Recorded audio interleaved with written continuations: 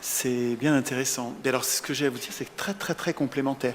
Ce que je vous suggère, c'est de m'interrompre peut-être de temps en temps quand vous en aurez envie, parce que vous allez voir que ce que j'ai à dire, c'est vraiment la suite, quoi. Hein. Très bien. Alors, effectivement, cette crise n'en est pas une. Moi, j'ai envie de dire que tout se passe comme prévu.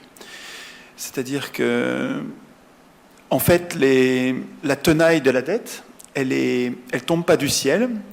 Vous en avez décrit les mécanismes financiers, les mécanismes techniques, mais sur le plan politique, ça s'est construit avec un mode opératoire qu'on doit connaître si on veut comprendre comment en sortir.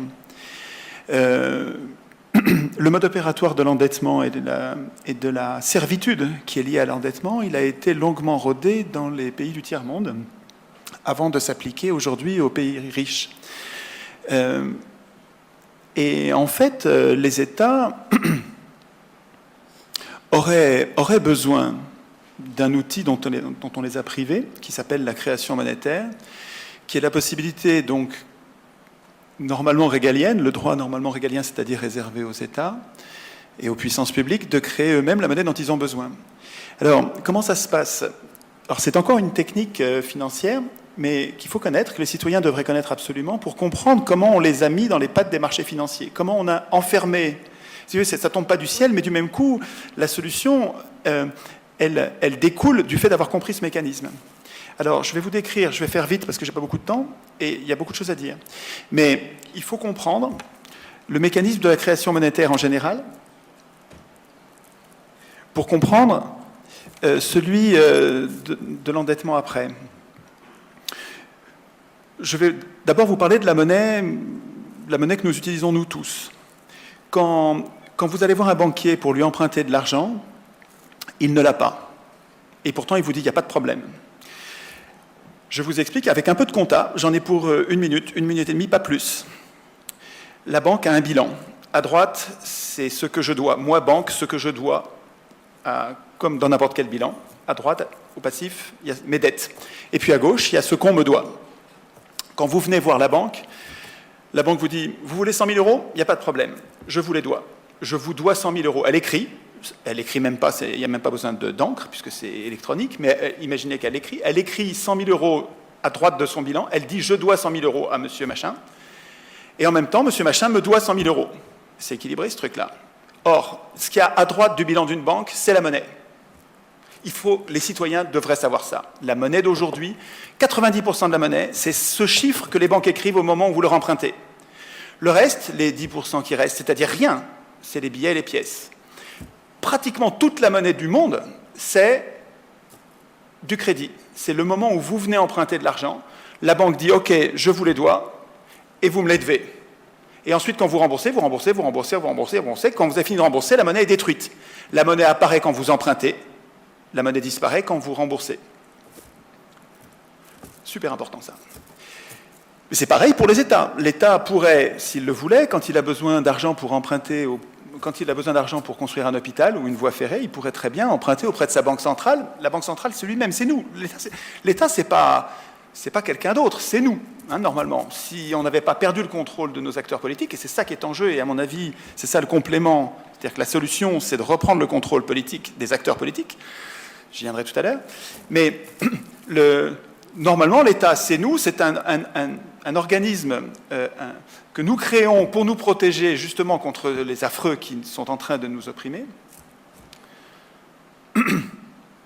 Et la Banque centrale aussi, c'est nous. La Banque centrale, c'est une autre institution qui devrait nous appartenir et avec lequel on devrait pouvoir créer la monnaie dont on a besoin pour financer les services publics et les investissements dont on a besoin. Comment ça se passerait si ça se passait normalement? Et comment ça se passait avant que les banquiers privés nous le volent, ce droit? Comment ça se passait? Eh bien, moi, État, ayant besoin de 100 milliards pour construire un hôpital, par exemple, ou une autoroute, peu importe, j'ai besoin de 100 milliards pour un investissement public. Je ne les ai pas parce que, avec mes impôts, j'ai déjà dépensé tout l'argent, donc j'ai besoin de plus que mes impôts. Comment je fais? Je me tourne vers ma banque centrale. La banque centrale, c'est moi. Il faut comprendre que ce n'est pas les banquiers privés, ce n'est pas les marchés financiers, c'est justement là que ça se joue. Je me tourne vers ma banque centrale et je lui dis, banque centrale, j'ai besoin de 100 milliards d'euros. La banque centrale vous dit, il n'y a pas de problème, elle n'a pas l'argent, elle fait comme les banques privées avec nous. La banque centrale se tourne vers l'État, lui dit, il n'y a pas de problème, je vous dois, moi, banque centrale, je vous dois 100 000 euros, 100 milliards, ce coup-ci, je vous dois 100 milliards. Vous, État, vous me devez 100 milliards. C'est équilibré, pas de problème. Et ensuite, quand on rembourse sans intérêt. Tout se joue là. Tout est là. On rembourse sans intérêt. C'est-à-dire que quand j'emprunte 100 milliards à ma banque centrale, du temps où je pouvais le faire, puisqu'aujourd'hui c'est ça qui est interdit, et c'est ça que nous ignorons, alors que c'est ça la clé de l'endettement, la clé de notre servitude au marché financier, c'est d'avoir abandonné la création monétaire, c'est d'avoir abandonné le droit pour les États d'emprunter auprès de leur banque centrale sans intérêt. C'est la loi Pompidou. Hein. En France, c'est la loi Pompidou-Rothschild en 1973, mais aux États-Unis, c'est pareil. En fait, ça se passe comme ça dans tous les pays du monde. Hein.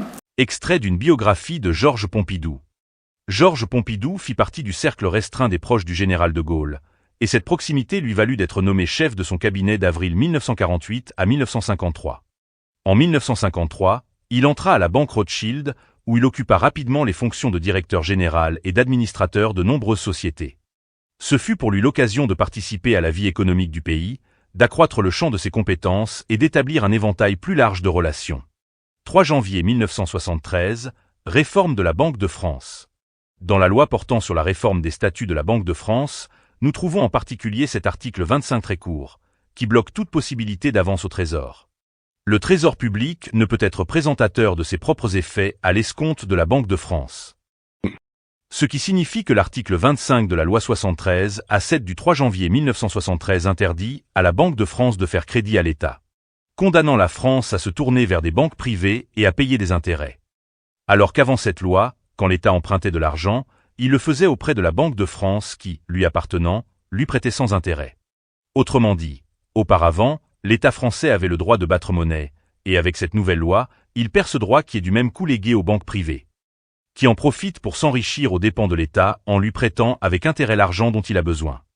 Cette décision correspond à une privatisation de l'argent et ramène la nation au même rang que n'importe lequel de ses citoyens. L'accroissement sans fond de la dette publique trouve son origine précisément là. Voici en effet un graphique représentant l'évolution de la dette, avec et sans intérêt. La courbe rouge représente bien sûr la dette constatée, calculée avec les intérêts. Précision importante concernant la deuxième partie de la loi du 3 janvier 1973, la Convention, laquelle a été associée le 17 septembre 1973. Il faut prendre connaissance de la Convention qui a été ajoutée plus tard dans l'année pour pouvoir l'interpréter correctement et de comprendre la portée. L'auteur du livre enquête sur la loi du 3 janvier 1973 de Pierre-Yves Rougeron, qui avait quand même profondément enquêté sur les causes de l'endettement abyssal de la France. Bien plus que les journalistes du journal Le Monde, qui rejettent le fait que l'endettement de notre pays repose bel et bien sur cette loi, incluant son extension, la Convention, et qui classe ce fait dans la rubrique de Fake News. Dans le livre de Pierre-Yves Rougeron, sur la page 35, est marqué. Or, la deuxième partie de la loi du 3 janvier se joue avec la Convention qui lui est associée. En effet, la Convention du 17 septembre 1973, approuvée par la loi du 21 décembre 1973, limitera la possibilité des avances à 20,5 milliards de francs. Donc 10,5 milliards de francs ne donnant pas lieu à rémunération. Vous voyez l'astuce? D'abord, ils ont dit que cela ne changerait rien, mais discrètement ils ont ajouté une limite au montant que l'État pouvait s'emprunter à lui-même. Et le reste, à qui allait-on l'emprunter à votre avis? Aux banques privées, lesquelles prennent des intérêts et parasitant ainsi notre économie. Le tour a été joué en toute discrétion et personne ne s'en est rendu compte, même pas les journalistes, ceux du journal Le Monde ne font pas exception. Une citation du journal Le Monde datant du 18 avril 2012. Étrangement, des personnalités aussi différentes que Nicolas Dupont-Aignan, Marine Le Pen et Jacques Cheminade se sont tous retrouvés sur une même solution miracle. Abolir la loi du 3 janvier 1973. Cette loi interdit, selon eux, au Trésor public de s'endetter auprès de Tsab Bank, la Banque de France. Dans beaucoup de pays. Si j'emprunte 100 milliards, avant que des félons, des traîtres me privent de ce droit, j'empruntais auprès de ma banque centrale, j'empruntais 100 milliards, je remboursais, sur 20 ans, je remboursais 100 milliards. en euros constants, mais je remboursais 100 milliards. Ça ne m'avait pas coûté d'intérêt. Ce que, en 1973, le président de la République, Pompidou, et son ministre des Finances, Giscard d'Estaing, je ne sais pas comment ça s'est passé, je ne sais pas si ça s'est passé, je ne connais pas la situation en Suisse. Ce qui s'est passé en France, c'est que l'État, en fait, pas l'État, des humains, en chair et en os, certains humains, des traîtres absolus, des traîtres, des gens qui nous représentaient, qui devaient nous défendre, ont décidé qu'à partir d'aujourd'hui, en 1973, l'État ne peut plus emprunter auprès de sa banque centrale. Pour un citoyen normal, c'est incompréhensible. Personne ne peut comprendre ça. L'État ne peut plus emprunter auprès de sa banque centrale, et alors ? Qu'est-ce que ça peut me faire? C'est super important, c'est ce moment-là. Qu'est-ce que ça veut dire en clair? Quand l'État ne peut plus emprunter auprès de sa banque centrale, ça veut dire qu'il faut qu'il emprunte auprès des marchés financiers, auprès de ceux qui ont de l'argent. Contre-intérêt. Et contre-intérêt, évidemment. Voilà. C'est-à-dire que quand vous empruntez 100 milliards au marché... engraisser les investisseurs. Voilà. Exactement. Mais c'est les mêmes, si vous voulez. Pompidou était le directeur de Rothschild avant d'être président de la République. Et ce n'est pas un détail. On voudrait nous faire croire que c'est une coïncidence ou qu'on est antisémite quand on dit ça. Bullshit. C'est pas possible que ce soit une coïncidence. La principale banque à laquelle l'État français s'est mis à emprunter, c'est à la banque Rothschild, suite à cette loi. Exactement. Absolument. Alors, pas seulement, mais... C'est pas mal comme client, l'État français. Donc, ce qu'il faut comprendre, c'est que la servitude des États au marché financier, l'asservissement des États au marché financier est le résultat d'une première décision politique. Ce n'est pas la seule, vous savez, il y a une suite. Une première décision politique qui consiste à le priver de la création monétaire. C'est-à-dire que quand il a besoin d'argent, l'État va devoir emprunter auprès de ceux qui ont de l'argent, moyennant un intérêt. C'est une première pince de la tenaille. Mais à elle seule, elle ne suffit pas, parce que si l'État est raisonnable, s'il ne dépense que ses impôts, s'il ne décide pas de dépenser plus d'argent que ses impôts, il pourrait, et à ce moment-là, il n'a pas besoin de monnaie, donc il n'a pas besoin d'emprunter auprès des marchés financiers, il pourrait très bien... Cette pince de la tenaille ne suffit pas. La pince de la tenaille ne suffit pas à créer la dette. Mais elle est, vous allez voir, elle fait partie de l'étranglement. La deuxième pince, c'est d'endetter l'État. C'est de lui faire dépenser plus que ce qu'il ne gagne, plus que les impôts. Mais c'est majeur, ça. C'est-à-dire que les parlementaires qui, aujourd'hui, ils se foutent de notre gueule quand ils viennent nous dire... Je ne devrais pas dire ça. Les parlementaires se fichent de nous quand ils disent aujourd'hui « Nous avons vécu au-dessus de nos moyens depuis 40 ans. » Mais c'est une blague. C'est eux qui ont voté des budgets en déséquilibre. C'est eux qui ont voté des budgets en déséquilibre depuis 40 ans. Et c'est chaque déséquilibre, chaque année, qui crée la dette. Et chaque année, alors le premier emprunt qui nous a ruinés, c'est l'emprunt Giscard, où on a remboursé beaucoup plus que ce qu'on avait emprunté. C'est une première catastrophe. Mais l'endettement de la France était insignifiant avant 1973, et puis, comme par hasard, à partir de 1973, l'endettement est apparu, et puis il a gonflé jusqu'à être aujourd'hui à plus de 1600 milliards. 1600 milliards de dettes qu'on ne remboursera jamais. C'est irremboursable, une somme pareille. D'ailleurs, on n'a jamais même commencé à rembourser. Pour l'instant, on n'a remboursé que les intérêts. Ce qui les intéresse, c'est les intérêts. Ceux qui décident ça, ceux qui ont convaincu, avec je ne sais pas quel argument, Pompidou et Giscard d'Estaing, de prendre cette décision inique. Et ceux qui ont convaincu ensuite les parlementaires, de gauche comme de droite, de voter des budgets en déséquilibre et donc de fabriquer la dette de toutes pièces, ces gens-là n'ont pas un intérêt au remboursement du capital, ils ont un intérêt à ce qu'on paye les intérêts.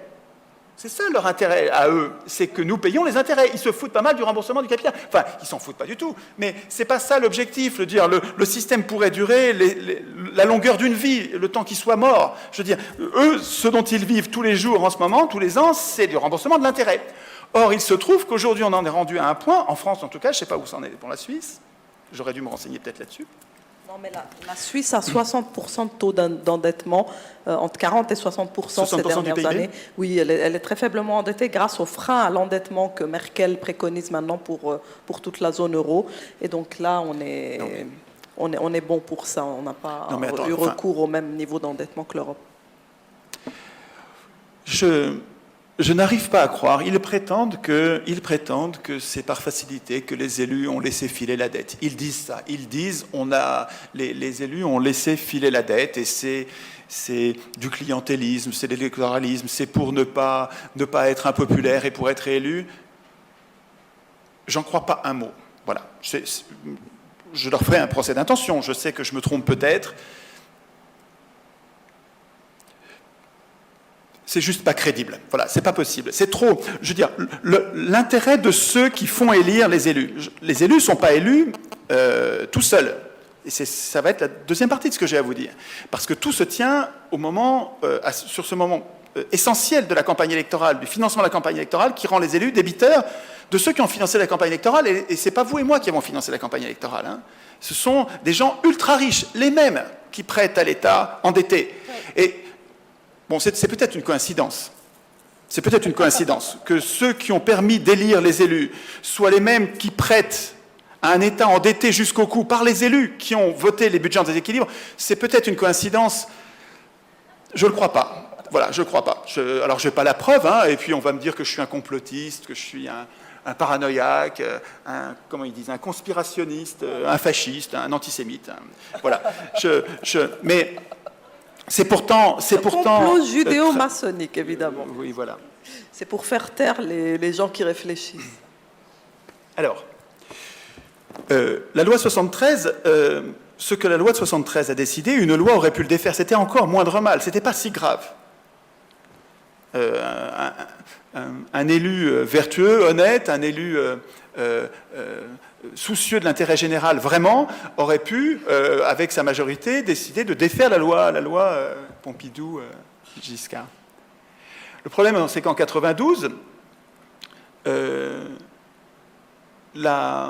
cette interdiction pour les États d'emprunter auprès de leur banque centrale, donc cette privation de la création monétaire, cette pince-là, elle a été montée au plus haut niveau du droit, au niveau constitutionnel et au niveau international, dans le traité de Maastricht, article 104, et qui a été bien sûr reproduit dans le TCE, le traité constitutionnel, mais c'est fallacieusement traité constitutionnel, parce que c'est un traité anticonstitutionnel. Le traité de Lisbonne, le traité de Maastricht, tous les traités européens sont des traités anticonstitutionnels. Il faudra que je prenne 10 minutes, un quart d'heure pour vous parler de ce que c'est qu'une constitution et à quoi ça sert, et qu'est-ce que ça devrait être, et pourquoi nos constitutions sont des anticonstitutions. Elles ne font pas leur boulot de constitution.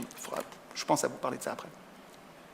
Mais donc, dans le traité anticonstitutionnel, il faut refuser de l'appeler constitutionnel, le traité anticonstitutionnel européen, il y avait bien sûr l'article 104 qui était repris, et on a voté non en France contre, et puis ils nous l'ont imposé, ce qui est un véritable viol politique. En 2008, en intégrant le traité de Lisbonne dans notre constitution, c'est vraiment la trahison. Nous, on est vraiment trahis au dernier degré par nos élus.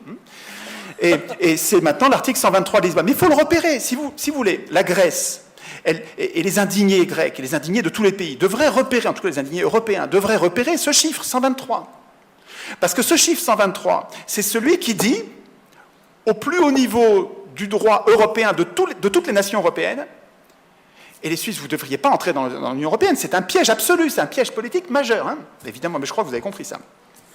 Mais l'article 123, les Européens devraient comprendre que ce qui asservit les États au marché financier a un nom, 123.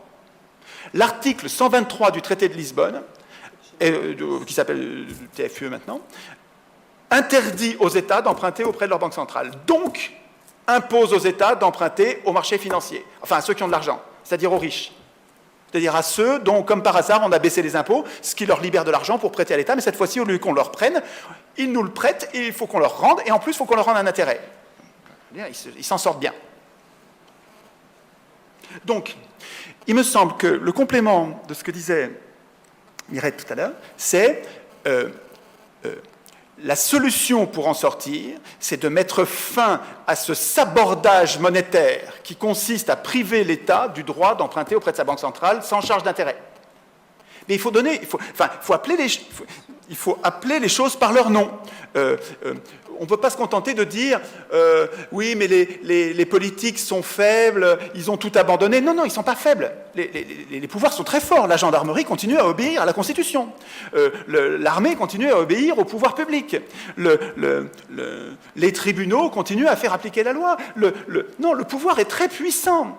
Il n'est simplement pas au service de l'intérêt général, mais il est très puissant. Il ne faut pas dire que le politique est devenu impuissant au profit de l'économique. Je pense que c'est pas ça le problème. C'est une mauvaise façon de désigner le problème, ce qui nous interdit de le régler. la vraie cause de notre problème, c'est que les élus sont élus grâce à l'argent des riches et rendent prioritairement, via la campagne électorale, comme vous le faisiez tout à fait remarquer à propos d'Obama, mais c'est pareil pour tous les élus d'Europe, pour tous les élus du monde, le mécanisme de l'élection. Et alors là, j'arrive sur le droit constitutionnel. Le mécanisme de l'élection, il n'est pas seulement aristocratique, c'est-à-dire qu'il consiste à nommer les meilleurs.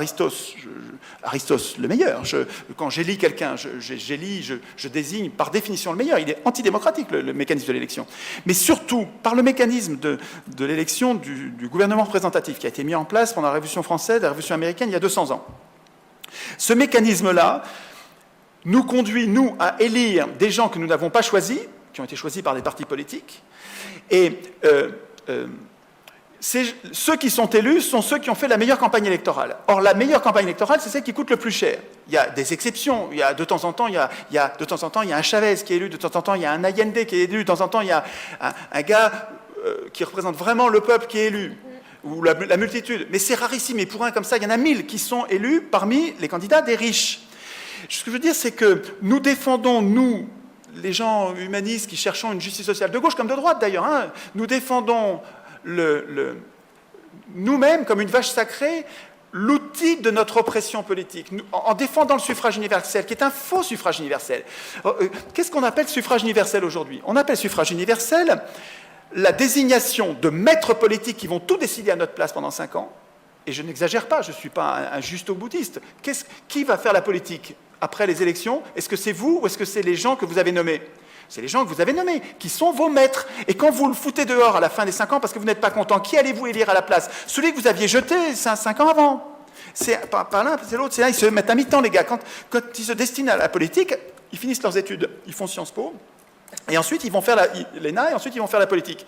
Ils se mettent à gauche ou à droite, on s'en fout. De toute façon, ils vont avoir le pouvoir une fois sur 2.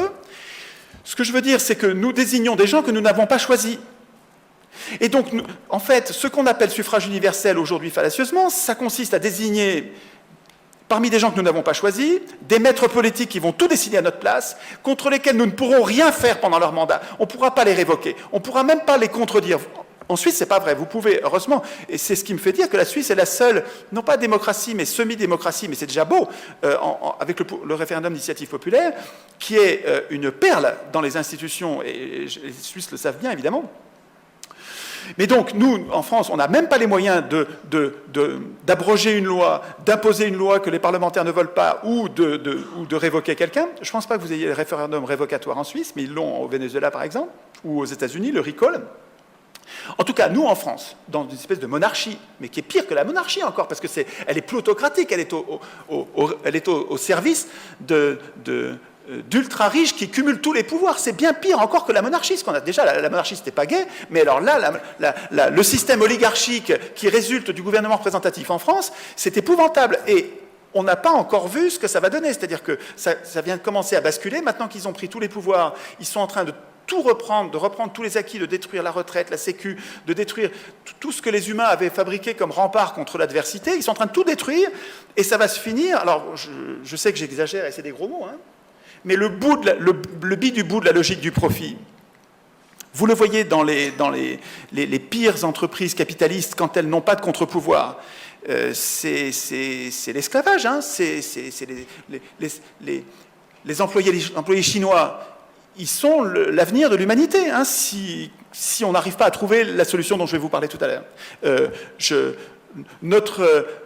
Alors le gros mot que je ne voulais pas dire, mais je vais le dire, parce que c'est la preuve que c'est bien le bout de la logique. Le bout de la logique, c'est Auschwitz. C'est le camp de travail dans lequel Siemens faisait travailler ses salariés.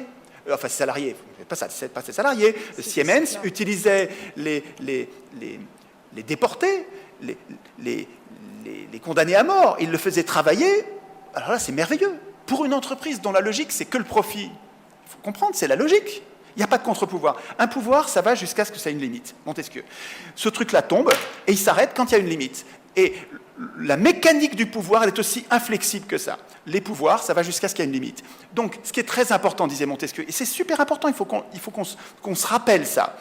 Puisque le pouvoir va jusqu'à ce qu'il y ait une limite, il faut que par la nature des choses, disait Montesquieu, il faut que le pouvoir arrête le pouvoir. Et Montesquieu décrivait ce qu'est une constitution. Une constitution, c'est un texte qui est au-dessus des pouvoirs. Alors, nous sommes, à la base, nous avons besoin, nous sommes nombreux, multitudes, on a besoin de pouvoir pour faire société. Pour ne pas s'entretuer, on a besoin de pouvoirs qui écrivent les règles et qui vont être au-dessus de nous, qui vont nous dominer, auxquels nous consentons à obéir. Mais ces pouvoirs sont à la fois utiles, potentiellement précieux même, et en même temps potentiellement hyper dangereux. Alors, comment on sait ça ? On met en place, au-dessus des pouvoirs qui vont écrire le droit, on met au-dessus ce qui s'appelle un texte, et un texte supérieur, qui est le droit du droit, qui s'appelle la Constitution. Mais ce texte-là, il doit surplomber, il doit dominer, il doit contraindre les acteurs, il doit leur être absolument inaccessible. Il ne faut évidemment pas sottise dans laquelle nous sommes, il ne faut pas que ce soit les élus qui écrivent la Constitution. Le texte qu'ils craignent, le texte qu'ils devraient craindre, cette Constitution qui sert à nous protéger, nous, ce texte supérieur qui sert à tenir les élus, les gouvernements, les juges, les policiers, l'armée, la banque, les médias, parce que Montesquieu n'avait pas pensé à la banque et aux médias, parce que à l'époque, ce n'était pas encore l'époque. Mais aujourd'hui, si on écrivait une Constitution, il faudrait penser aux médias et à la banque, évidemment, en plus des 3 pouvoirs principaux. Ce texte supérieur qui devrait normalement faire peur à tous ces organes dont nous avons besoin mais qui sont dangereux, ce texte supérieur, qui l'écrit dans le monde ? Qui l'écrit ? Je ne vous demande pas qui vote, on s'en fout de qui vote. Regardez, nous sommes capables en France de voter à 80% la Constitution de 58, donc la Ve République, la Constitution actuelle. Nous avons voté, enfin c'est pas nos parents, mais c'est pareil, nous voterions pareil aujourd'hui. Nous avons voté à 80% pour un texte qui instituait notre impuissance définitive, l'impuissance des gens. En France, on n'est pas citoyen, on est électeur. Et c'est pas du tout pareil. Un citoyen, ça vote ses lois. Un citoyen, je crois qu'il y a en Suisse quelques cantons, peut-être 1 ou 2, pas beaucoup, mais il y en a, qui n'ont pas de conseil municipal et qui votent eux-mêmes leurs lois. Mais pour moi, c'est comme je suis comme dans un tunnel et je vois une lumière. Une lumière au loin, je vois, c'est pas totalement la nuit.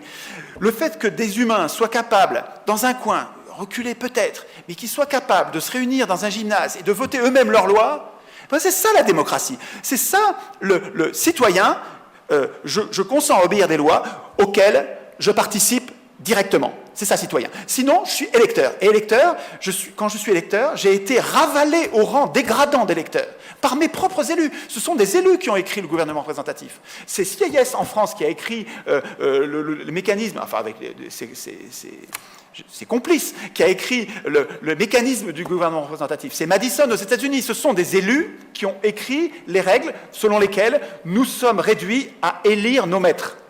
C'est-à-dire le contraire de la démocratie. C'est pas du tout ça, la démocratie. Alors, j'ai pas le temps, c'est dommage. Parce que moi, quand je suis parti, je suis désolé, j'en ai pour 4 ou 5 heures. Mais normalement, il faut prendre le temps d'expliquer ce qu'est une vraie démocratie. Et à Athènes, on a vécu ça. On a vécu une vraie démocratie. Les humains ont inventé un truc génial qui a existé pendant 200 ans. Donc, c'est pas un truc qui a marché pendant 1 an ou 2, ou même pas pendant 20 ans. 200 ans, c'est la même longueur que ce qu'on a testé le gouvernement représentatif. Je fais la grève du mot démocratie. Je n'appelle plus démocratie les régimes dans lesquels on vit. Les régimes, et la cause de la plutocratie dans laquelle on vit, c'est précisément le fait que, nous désignons nos maîtres parmi ceux qui nous sont imposés par les plus riches, et donc c'est ça qui, pas au début, pas il y a 200 ans, mais après 200 ans d'évolution progressive, c'est Goldman Sachs qui va gouverner toute la planète. Mais c'est programmé dans l'élection qui donne le pouvoir à celui qui fait la plus belle campagne électorale, qui arrive à mentir le mieux, c'est programmé dedans, si vous voulez. Donc, ça ne sert à rien de se battre dans cette cage-là, il faut sortir de la cage de l'élection. Tant qu'on sera dans la cage du faux suffrage universel, la fausse démocratie, on aura perdu la création monétaire et on aura perdu le contrôle des hommes politiques. C'est-à-dire que ça ne sert à rien de dire « Sarkozy ne fait pas ceci ». Sarkozy, il fait ce pourquoi ceux qui ont payé sa campagne électorale l'ont élu, l'ont fait élire. Ses clients, exactement. Ses clients, ce n'est pas ceux qui l'élisent. Ses clients, c'est ses clients. C'est ses créanciers, ceux à qui il doit quelque chose, Sarkozy et tous les élus, ceux à qui ils doivent quelque chose, ce n'est pas du tout les électeurs. Ils s'en tapent des électeurs. Il suffit de mettre des milliards et les électeurs, ils viennent. Donc, ils ne doivent rien aux électeurs, rien du tout, juste l'obligation de mentir. Et ceux qui sont élus sont les plus beaux menteurs. Mais ce n'est pas une fatalité du tout. On est juste dans un système qui est un balbutiement. On est sorti de l'ancien régime qui était une catastrophe. un épouvantable système féodal de la loi du plus fort, avec un système de caste. Je ne veux pas revenir à l'Ancien Régime, évidemment. Mais on en est sorti pour mettre en place un régime que peut-être à l'époque, ils croyaient que c'était mieux. Ils conchiaient, j'ai le droit, hein, parce que c'est Rabelais. Donc, ils détestaient la démocratie et ils ont mis en place un régime en se disant ça va être mieux. Admettons qu'ils l'aient cru en 1789, mais nous, après 200 ans de pratique, après 200 ans de pratique du gouvernement représentatif, on n'est pas obligé d'être complètement idiot et de dire « Ah non, mais la condition première de notre liberté, ce qui fait notre liberté, c'est le suffrage universel. » Non. Après 200 ans de pratique, on voit bien que le suffrage universel, il nous conduit à élire nos maîtres qui sont au service... Enfin, il y a 3 ans, on ne le voyait pas. Aujourd'hui, ça se voit que nos maîtres obéissent aux banques. Ça se voit. Mais c'était déjà le cas avant. Simplement, aujourd'hui, c'est criant, criant de vérité. On ne peut pas rater ça. Hein. Je crois que ça se voit que nos représentants ne servent pas l'intérêt général, ils servent ceux qui les ont fait élire, c'est-à-dire les banques.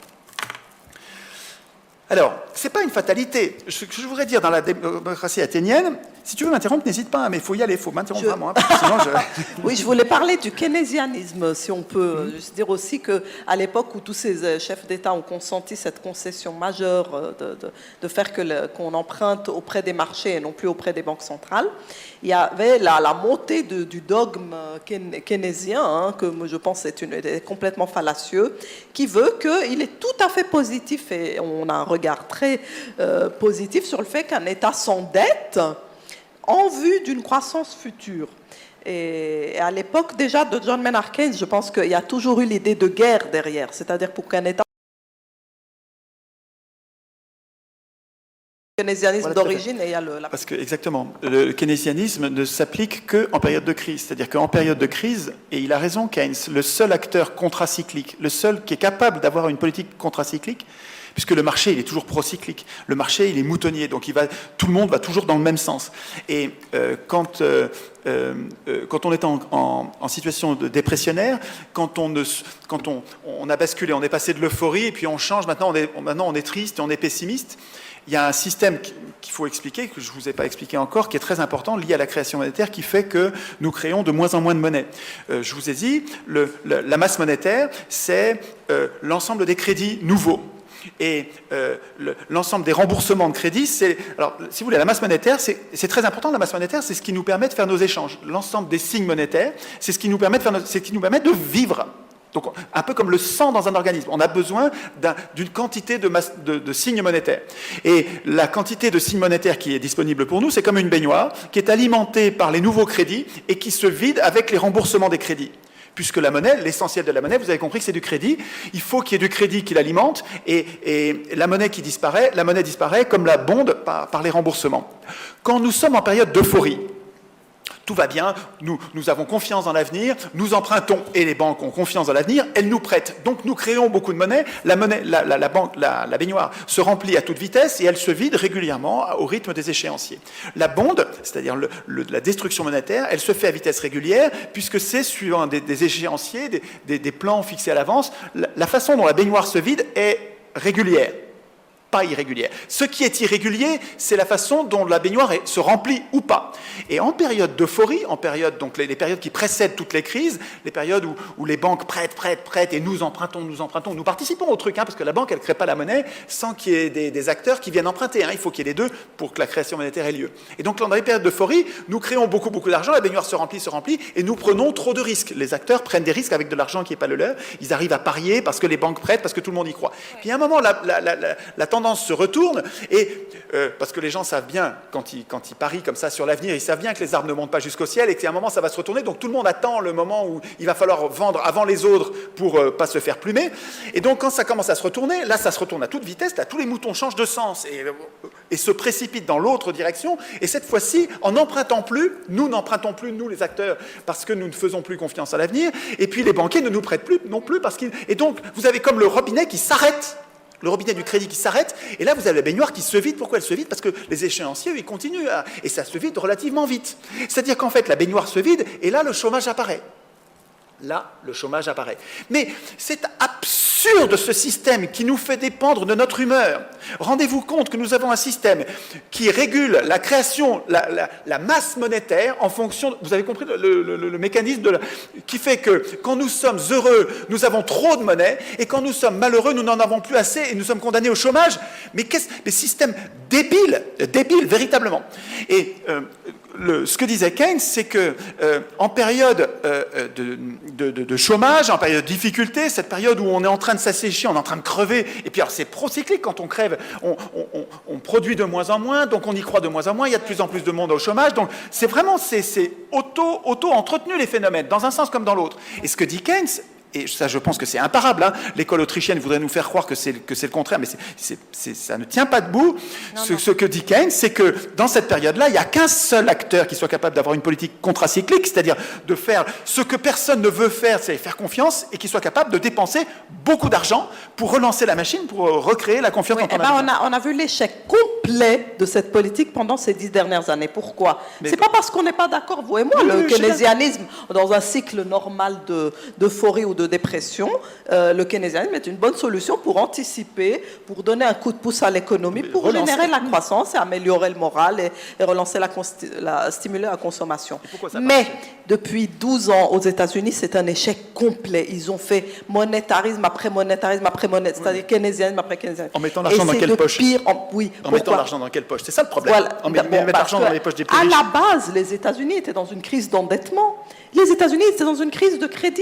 Le keynésianisme ne fonctionne pas si vous avez déjà une société qui est complètement en état d'ébriété, noyée dans le surendettement, et que vous voulez régler ça avec encore plus d'endettement, c'est-à-dire de keynésianisme. Donc la recette n'a plus du tout marché aux États-Unis et on l'utilise à mauvais escient et on le sait. Le président de la réserve monétaire, la réserve fédérale américaine, sait très bien que le keynésianisme ne s'applique pas quand on est surendetté. Et l'école autrichienne a raison là-dessus. L'école autrichienne dit, si on est surendetté, la solution, c'est l'austérité. Il ne faut pas gommer le mot austérité de son vocabulaire. Il ne faut pas se surendetter à l'infini. Les États-Unis sont d'une spirale de surendettement qui va les mener jusqu'à la faillite. Et ils sont déjà techniquement en faillite aujourd'hui. La seule chose qui les maintient un peu, c'est la manipulation de l'information, la planche à billets, la crise de la zone euro. Mais les États-Unis sont en faillite suite à cette recette excessive de création de dettes. Alors, j'ai une objection. Vous voulez... Attendez, on a... C'est qu'il faut absolument mettre l'argent dans... Il faut mettre l'argent dans les poches des riches. Oui. Ben oui. Oui, alors bien sûr que l'austérité en Europe est regrettable. L'austérité en Europe de la part d'États qui sont otages des marchés de la dette, c'est complètement regrettable, bien sûr. Alors, je suis d'accord. Je pense quelque chose de très important, c'est qu'il faut faire attention aux poches dans lesquelles on met l'argent qu'on décide dans une politique keynésienne. Quand on décide, sur le modèle keynésien, de relancer l'économie, il est évident que si